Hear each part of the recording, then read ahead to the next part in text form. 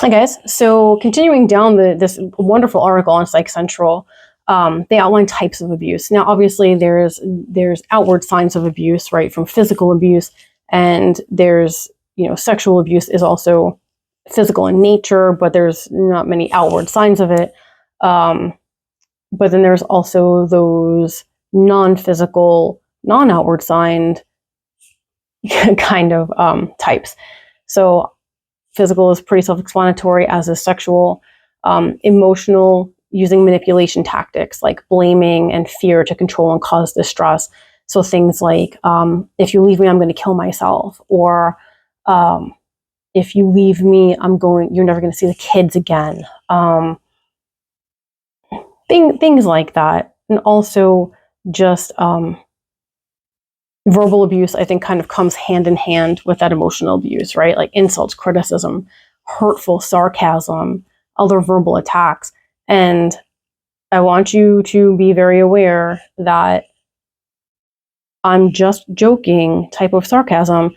If your partner continues to tell you that, like, they don't like that when you say things like that, understand that that could be towing the line of abusive.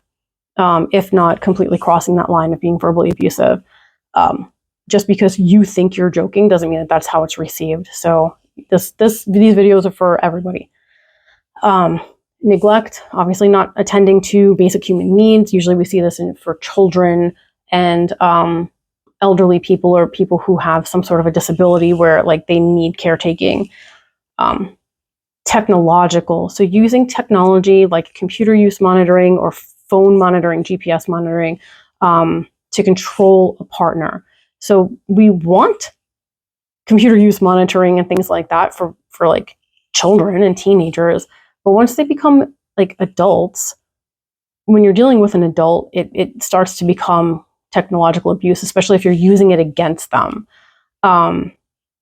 Financial, using financial control to keep a partner unable to act independently. So let's say, like, you both work, but all of your money goes into an account that the abuser only has access to, or maybe your name is on it, but you can't really do anything without them questioning you or abusing you for, like, taking money out. Like, how dare you? So things along those lines.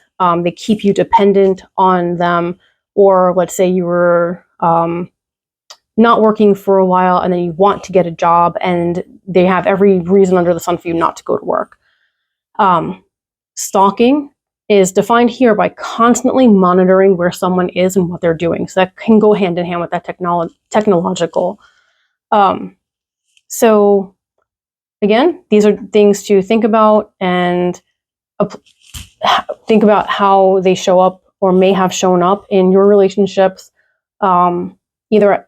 Sometimes we perpetrate, and sometimes we are on the receiving end. Hopefully we are neither, and we're in healthy relationships. But I think it's really a good idea to identify these things.